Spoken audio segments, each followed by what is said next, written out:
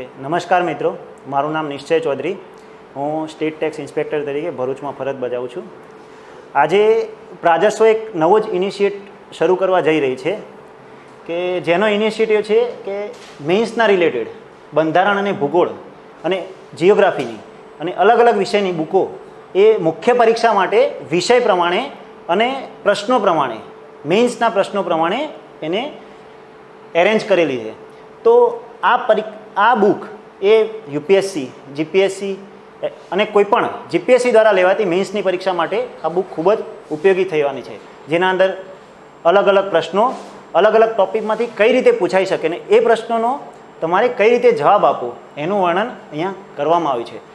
આ બુક વિશે તમને કહીએ તો આ બુકમાં અહીંયા આપણને જોઈ શકીએ છીએ કે અહીંયા આપણને અનુક્રમણિકા આપી છે અને એ અનુક્રમણિકા આપણા જીપીએસસીના સિલેબસના અંદર જે ટોપિક આપેલા છે તો એ ટોપિક પ્રમાણે છે. જેમ કે આપણે ભાગ 1 જોઈ કે ભારતીય રાજ્ય વ્યવસ્થા અને બંધારણ, તો બંધારણના અંદર તમે જીપીએસસીનું સિલેબસ જોશો તેના અંદર પ્રથમ ટોપિક આ પ્રમાણે આપ્યો છે કે ભારતનું બંધારણ અને તેની મુખ્ય લાક્ષણિકતાઓ. તો જેમ જીપીએસસીના સિલેબસમાં જે પોઈન્ટ્સ આપ્યા છે એ જ પોઈન્ટ્સ પ્રમાણે અહીંયા આપણે બુક તૈયાર કરવામાં આવી રહી છે પ્રાજસ્વ ફાઉન્ડેશન દ્વારા.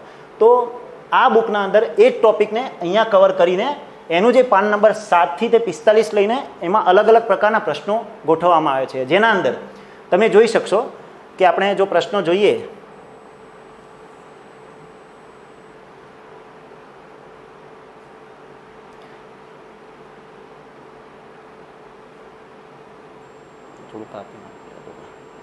જેમ કે આપણે અહીંયા પ્રશ્ન જોઈએ કે ભારતનું બંધારણ અને તેની મુખ્ય લાક્ષણિકતાઓ. તો અહીંયા પ્રથમ પ્રશ્ન આપણને પૂછવામાં આવે છે કે ભારતીય બંધારણની 5 મુખ્ય લાક્ષણિકતાઓ વિશે જણાવો. હવે આપણે બધાને ખ્યાલ છે, આપણે બધા પણ આટલી તૈયારી કરતા હોય તો આ પ્રશ્ન તો આપણે લખી શકવાના, પણ આ પ્રશ્ન એક પ્રોપર વેમાં કઈ રીતે લખવો એની સમજણ અહીંયા આપણને આપવામાં આવી છે. જેમ કે અહીંયા આપણને એના પર એની પ્રસ્તાવના એક તૈયાર કરીને આપવામાં આવે છે કે ભારતીય બંધારણ એક એના અંદર કેટલા અનુચ્છેદ છે, કેટલા શબ્દો છે, એ બધું આપણને એક ઓવરવ્યૂ આપે છે, જેના કારણે આપણે એ જે પ્રશ્નો રહ્યા એના અંદર આપણે ટાંકી શકીએ. આપણે જ્યારે જીપીએસસીના અંદર આ પ્રશ્ન લખવાનો હોય છે ત્યારે 10 માર્ક્સના ક્વેશ્ચન આવતા હોય તો એના અંદર 2 પત્તા આપણે ભરવાના હોય છે. તો એ 2 પત્તામાં અંદર કઈ રીતે લખીએ કે જેનાથી આપણને સારા માર્ક્સ મળે ને આપણા જે ઉત્તર હોય એ કેટલો પ્રભાવશાળી બને એ અહીંયા બતાવવામાં આવ્યું છે. તો કઈ જગ્યાએથી શું લીધું છે, ક્યાં કર્યું છે, એ બધું તમને અહીંયા એકદમ પ્રોપર વેમાં બતાવવામાં આવ્યું છે. જેમ કે ભારતીય બંધારણની મહત્વપૂર્ણ લાક્ષણિકતાઓ અલગ અલગ બતાવી, જેમ કે સંસદીય પ્રણાલી, તો એના વિશે અહીંયા સમજાવવામાં આવી છે, એની પ્રસ્તાવના આપવામાં આવી છે. એના માટે અલગ અલગ અહીંયા વિધાન પણ આપેલા છે, જેમ કે વિચાર, અભિવ્યક્તિ, માન્યતા, ધર્મ અને ઉપાસના, આની જે સ્વતંત્રતાઓ આપણને આપવામાં આવી છે એ પણ અહીંયા અલગ અલગ રીતે બતાવવામાં આવ્યું છે. પછી મૂળભૂત અધિકારો અને ફરજો, મૂળભૂત અધિકારો, મૂળભૂત ફરજો વિશે થોડું સમજાવવામાં આવ્યું છે. ન્યાયિક સમીક્ષા શું છે, રાજનીતિના નિર્દેશક સિદ્ધાંતો, તો વગેરે અલગ અલગ પ્રકારના એ આપણને અહીંયા સમજાવવામાં આવે છે. તો એનો એક પ્રશ્ન લખતી વખતે આપણે એ જે સમીક્ષા અને જે આપણે બધું કર્યું એની પ્રસ્તાવના આપી તો એનો આપણે લાસ્ટમાં હંમેશા એક નિષ્કર્ષ ઉપર આવતા હોય કે નિષ્કર્ષ શું હોઈ શકે. તો ઘણા વિદ્યાર્થીઓ નિષ્કર્ષ લખતી વખતે થોડો ખચકાટ અથવા તો એમને નિષ્કર્ષનું પ્રોપર લખી નથી શકતા. તો એવા ટાઈમે આ જે બુકમાં અંદર આપવામાં આવ્યું છે કે નિષ્કર્ષ શું લખી શકો, તમે કઈ રીતે નિષ્કર્ષ લખી શકો એ અહીંયા દર્શાવવામાં આવે છે કે ભારતનું બંધારણ એ લોકશાહી શક્તિના વિકેન્દ્રીકરણ અને મૂળભૂત અધિકારોની મૂર્તિ છે. તો આવા શબ્દો એ તમને ચોક્કસપણે એક સારા માર્ક્સ અપાવવામાં મહત્વપૂર્ણ ભૂમિકા ભજવતા હોય છે.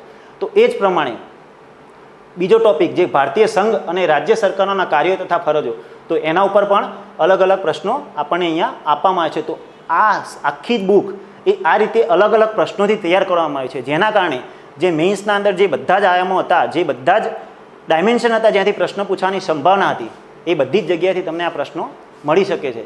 તો આ બુકની ખાસિયત છે. તો એના અલગ અલગ ટોપિક પ્રમાણે તમને અહીંયા પ્રશ્નો આપવામાં આવે છે. અહીંયા એક ખૂબ જ સરસ પ્રશ્ન છે કે 1975માં જાહેર કરાયેલી કટોકટીને ભારતના લોકશાહી રાજકીય ઇતિહાસનો કાળો અધ્યાય માનવામાં આવે છે. જો કે તે એક યુવાન રાષ્ટ્ર માટે આંચકાના ઉપચાર તરીકે સેવા આપી હતી અને લોકશાહીને મજબૂત બનાવવામાં ઘણા બંધારણીય પગલાં અને ન્યાયિક ઘોષણાઓની શ્રેણી માટે માર્ગ મોકળો કર્યો હતો. ટિપ્પણી કરો. હવે આ પ્રશ્ન આપણને જોઈને લાગે કે ના, આવા પ્રશ્નો જ પરીક્ષામાં પૂછાતા અને આ પ્રશ્ન આપણે કઈ રીતે લખો એની એકદમ સુંદર રીતે અહીંયા સજાવટ કરવામાં આવી છે કે પ્રશ્ન તમે ખરેખર કઈ રીતે લખો શકો જેના કારણે તમને એક સારા એવા માર્ક્સ તમને મળે પરીક્ષાની અંદર. તો એના વિશે એકદમ ડિટેલમાં તમને અહીંયા આપવામાં છે. તો પ્રાજસ્વનું આ એક વેલ્યુ એડિશન બહુ સરસ તમારી તૈયારીને એક સુંદર ઓપ આપી શકે છે.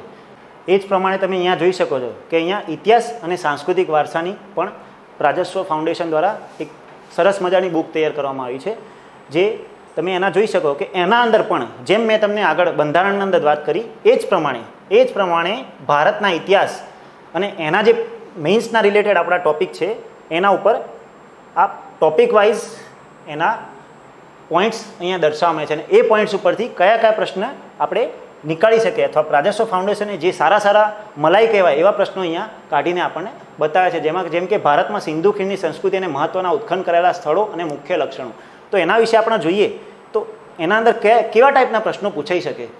તો એ પ્રશ્નમાં આપણે આગળ જોઈએ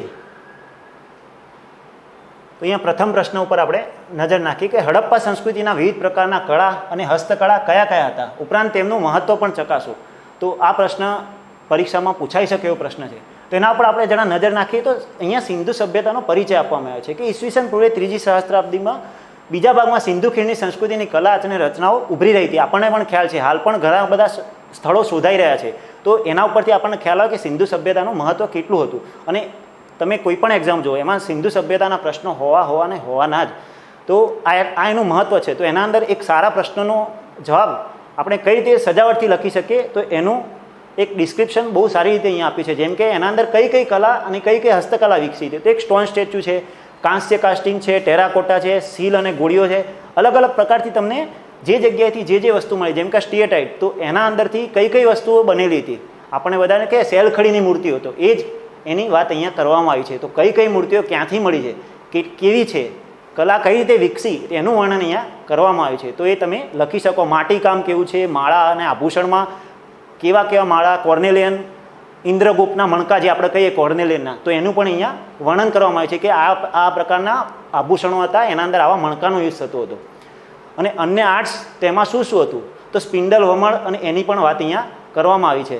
પછી લાસ્ટમાં અહીંયા આપણને સમજાવવામાં આવે છે કે આ કળા અને એની હસ્તકળાનું મહત્ત્વ શું છે. તો આ મહત્ત્વનું એ પણ આપણને અહીંયા સમજાવવામાં આવે છે. તો આ રીતે એક ઉમદા પ્રશ્નનો જવાબ તમે એક સરસ રીતે અહીંયા આ પ્રમાણે ટાંકીને બનાવી શકો છો પ્રશ્ન. પછી આપણે જોઈએ કે વૈદિક કાળની અંદર વાત કરીએ તો વૈદિક કાળના અંદર પણ ખૂબ જ સારા પ્રશ્નો, ખૂબ જ બધા પ્રશ્નો અહીંયા વણી લેવામાં આવે છે. જેમ કે બૌદ્ધ અને જૈન ધર્મ એ પ્રાચીન અને મધ્યયુગીન સમયગાળા દરમિયાન ભારતના ઘણા ભાગોમાં કલાત્મક પ્રવૃત્તિ માટે અગ્રણી પ્રેરણાદાયી શક્તિ હતી. તમે સહમત છો? તો આવા પ્રશ્નો કઈ રીતે લખવા, તો એના વિશે પણ અહીંયા સમજાવવામાં આવ્યું છે. જેમ કે કલાત્મક પ્રવૃત્તિ માટેના મુખ્ય પ્રેરક બળ તરીકે બૌદ્ધ ધર્મ. તો બૌદ્ધ ધર્મના અંદર આપણને ખ્યાલ જ છે કે સ્તૂપો, વિહારો અને ચૈત્યો આવું ઘણું બધું બન્યું હતું. તો એ કલા દ્રષ્ટિએ કઈ રીતે મહત્ત્વના છે એનું પણ અહીંયા એક ખૂબ જ સુંદર રીતે વર્ણન આપેલું છે. અને એ જ રીતે જૈન ધર્મનું પણ અહીંયા વર્ણન આપેલું છે. તો આ પ્રશ્નોના અંદર જે આપણને કન્ટેન્ટ આપવામાં આવે છે એ ખૂબ જ રીચ છે, જેનાથી તમે એક સારો પ્રશ્નનો જવાબ તમે લખી શકો છો. હવે એ જ રીતે આગળ દરેક પોઈન્ટ વાઇઝ જે આપણા જીપીએસસીના સિલેબસમાં આપે છે એ જ પ્રમાણે વિદેશી મુસાફરના ભારત પ્રવાસનના વૃત્તાંતો. તો આપણને ખ્યાલ છે કે ઇન્ડિકા અને એ જે આપણે ચંદ્રગુપ્ત મૌર્યના દરબારમાં જે મેગસ્થનીઝ ને, તો એ વિદેશી મુસાફરો હતા. તો એના જે વૃત્તાંતો હતા એના ઉપરથી પ્રશ્નો પૂછાતા હોય છે. તો એ પ્રશ્નોનું પણ અહીંયા એક સારાંશ તૈયાર કરીને એક પ્રશ્નોનું લિસ્ટ તૈયાર કરવામાં આવે, જેનાથી તમે એક સારો પ્રશ્ન તમે પરીક્ષામાં એનો જવાબ આપી શકો. હવે એ જ રીતે આપણે એક બીજો વિષય જોઈએ કે જે છે જિયોગ્રાફી. તો જિયોગ્રાફીના અંદર આપણે જોઈએ તો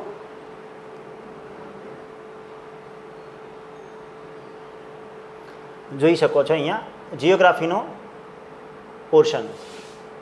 તો પહેલો જ આપણો જે જીપીએસસીના સિલેબસમાં આપ્યો છે કે ભૌતિક લાક્ષણિકતાઓ અને સંસાધનો ગુજરાત અને ભારતના સંદર્ભમાં મુખ્ય ભૂમિ સ્વરૂપો, આબોહવા, જમીન, નદીઓ, વનસ્પતિ, મુખ્ય સંસાધનો, ભૂમિ, જમીન, ખડકો વગેરેનું આપણે એક પોઈન્ટ આપેલો છે. તો એના અંદરથી કયા પ્રશ્નો નીકળી શકે, તો એક અહીંયા ઉદાહરણ રૂપે એક પ્રશ્ન આપેલો છે કે સ્થાનિક પવનોના ઉદ્ભવવાની પ્રક્રિયા સમજાવો. ભારતમાં આવા સ્થાનિક પવનોની સ્થાનિક વાતાવરણ ઉપરની અસરો જણાવો. તો એના વિશે વિસ્તૃત રીતે અહીંયા વર્ણન કરેલું છે કે નાના વિસ્તારમાં ટૂંકા સમય માટે જે વહેતા પવનો એને સ્થાનિક પવનો કહેવામાં છે. તો એક પ્રશ્નનો શરૂઆત કઈ રીતે કરવી અને એનો અંત કઈ રીતે કરવો એ તમને અહીંયા સમજાવવામાં આવ્યું છે. જેમ કે સ્થાનિક પવનોની ઉદ્ભવની પ્રક્રિયા કઈ રીતે, તો એ કે સપાટી પરના વિસ્તારોમાં અસમપ્રમાણ રીતે ગરમી જ્યારે થાય ત્યારે એક હવાનું દબાણ રચાય તો એના કારણે એ પવનો ઉદ્ભવતા હોય છે. તો એ દબાણના તફાવતના કારણે જે પવન ઉદ્ભવે તો એ કઈ રીતે ઉદ્ભવે છે એનું વર્ણન અહીંયા છે. તો આ સ્થાનિક પવનો અને સ્થાનિક વાતાવરણ પણ એની અસરો શું થાય, તો ભારતમાં પર્વત અને ખીણ વિસ્તાર, તો ખીણનો પવન અને પર્વતીય પવન એના વિશે પણ આપણને ખ્યાલ જ છે. તો પરીક્ષામાં ઘણીવાર એની આકૃતિઓ પણ મહત્ત્વનો ભાગ ભજવતી હોય. તો આકૃતિ કઈ રીતે દોરવી અને એનું વર્ણન કઈ રીતે કરવું એનું પણ અહીંયા એક સરસ રીતે વર્ણન આપેલું છે.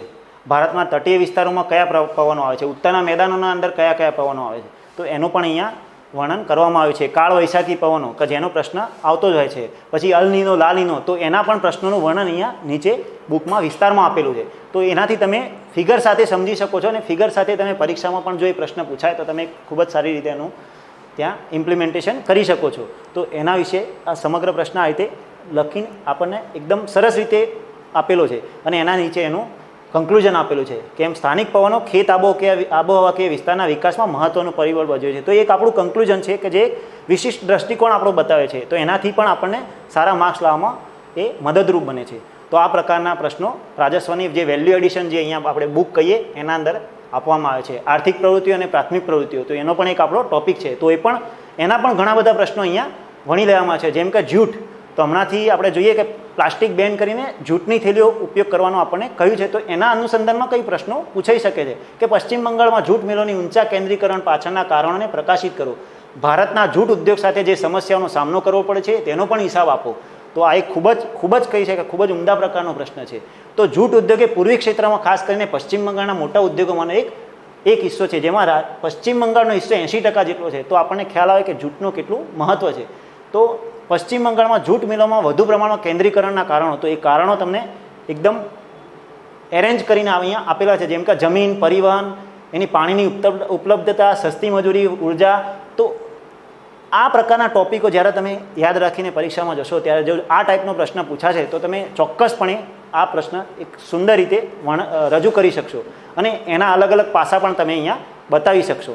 તો આ પ્રકારે એ પ્રશ્ન લખીને તમે જ્યારે એના કન્ક્લુઝન ઉપર આવો છો તો એ કન્ક્લુઝન પણ અહીંયા તમને ખૂબ જ સરસ રીતે લખીને આપ્યું છે. તમે આ પ્રશ્નોને તમે તમારા ટોપિક વાઇઝ તમે ક્લિયર કરી દો, તમે એને લખી રાખો, એનો પોઈન્ટ બનાવી રાખો. તો આ પ્રશ્ન તમારે ખાલી જસ્ટ પોઈન્ટ રીતે યાદ રાખશો તો તમારો આખો પ્રશ્ન તમે પરીક્ષામાં એક નાના પોઈન્ટના યાદ રાખવાથી તમે આખો પ્રશ્ન લખી શકશો.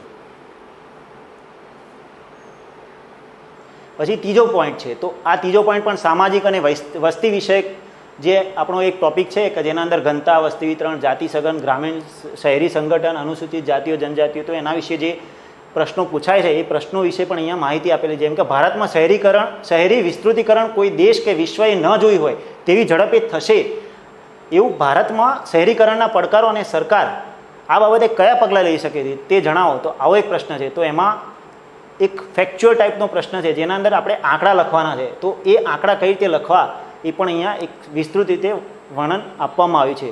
એના પડકારો પછી એના જેમ કે પર્યાવરણ અને આરોગ્યના પડકારો, અહીંયા શહેરીકરણના પડકારો. તો શહેરીકરણના કારણે જે વસ્તી વધી રહી છે, વસ્તી વધારો પણ થઈ રહ્યો છે, એના કારણે પર્યાવરણ અને આપણા આરોગ્ય ઉપર કયા કયા અસરો પડે છે એ પણ અહીંયા બતાવવામાં આવ્યું છે. અન્ય પડકારો, પગલાઓ વગેરેનું વર્ણન અહીંયા આપવામાં આવ્યું છે.